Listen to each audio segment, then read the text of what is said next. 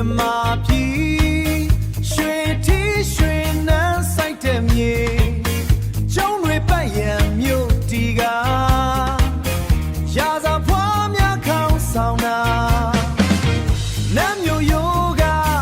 သက်သေးပါ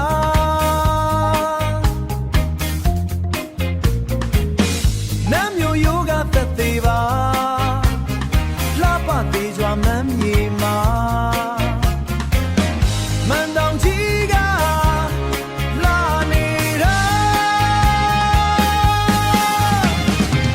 မဟာမြတ်မှုနီကတခိုးကျွဲသာသနာထုံးလေးဖျားဆုံးနေရာဒီဖူကတော့တတ်မယ်မမ်းမြို့ချက်သေးမန်တောင်ခွဲတောင်ကို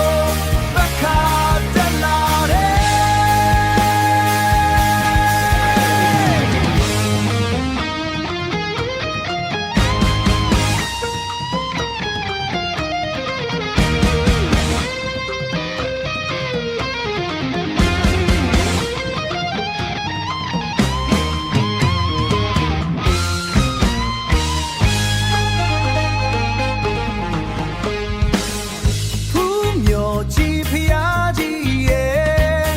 မြေကြီးနှကောင်ကထူးဆန်းတယ်ဆောင်းနှများကခန္ဓာကျဲမမ်းမြို့ရှုခင်းကြီးကရဲ့လွမ်းမောစရာသဘာဝကွယ်